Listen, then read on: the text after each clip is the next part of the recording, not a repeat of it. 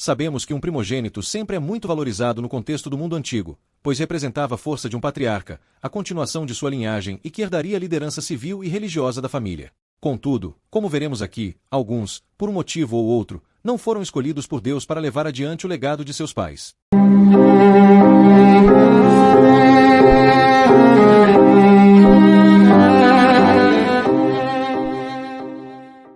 O primeiro de que abordaremos será Ismael, filho de Abraão. No caso dele, nunca foi predestinado a herdar o legado do grande patriarca, afinal seu nascimento foi fruto de uma atitude desesperada por parte de Sara, esposa de Abraão, que sofria por sua esterilidade. Movido por sua angústia e falta de fé, ela propôs que sua serva Agar, adquirida durante seu tempo no Egito, se deitasse com seu marido para que tivesse filhos por ela. Tal prática era muito comum naquela época para preservar a linhagem de um chefe de um clã, quando sua esposa principal não pudesse lhe garantir isso. No entanto, isso resultou em grandes conflitos entre a serva e sua senhora, pois sabia que, no fundo, o filho não era seu.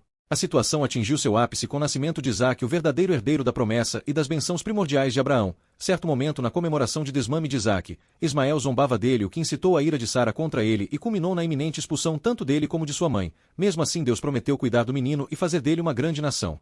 E continuando no tempo patriarcal, outro que não alcançou a bênção foi Esaú, filho de Isaque e Rebeca, irmão mais velho de Jacó, e de modo um tanto semelhante com Ismael, seu tio, ainda desde o ventre ou até antes ele já não havia sido escolhido por Deus, mas como veremos mais tarde em sua vida, suas escolhas definiram o quão despreparado ele era para tomar posse da liderança familiar, além de que não valorizava tudo o que a posição implicava, pois até a sua primogenitura ele negociou por um prato de comida, o que culminou em sua perca definitiva da bênção familiar, e não pode obtê-la nem mesmo com lágrimas, como relatou o escritor do capítulo 12 aos Hebreus, no Novo Testamento.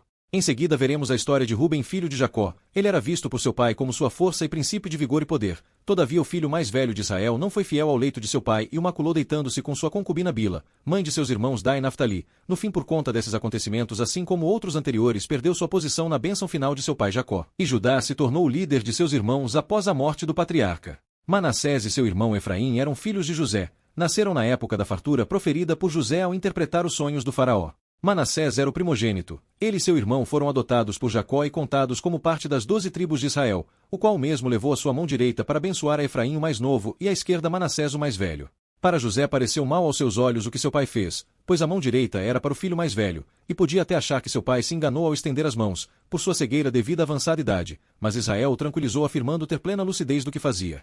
E depois de tanto tempo na era inicial da monarquia em Israel, temos Eliabe, o filho mais velho dentre os 7 mancebos de Jessé o Belemita. Sua história nesse sentido aconteceu quando Deus ordenou a Samuel que buscasse um novo rei segundo seu coração, pois Saul havia sido reprovado diante do Senhor. Ele foi ordenado a ir a Belém para que Deus revelasse a ele quem seria escolhido para ser ungido em lugar de Saul. Logo primeiro a se posicionar em sua frente é Eliabe como primogênito. Entretanto, Deus o rejeitou e alertou ao profeta para não se atentar apenas à aparência e ao porte físico, já que também era um guerreiro a serviço do rei, mas atentar ao coração.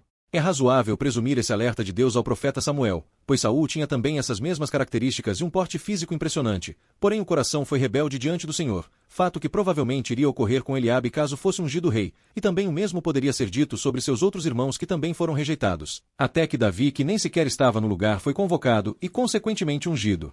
E ficamos aqui com mais um vídeo. Se gostou, se inscreva, curta e compartilhe. Apreciamos muito sua presença em nosso canal. Desde já agradeço vossa participação.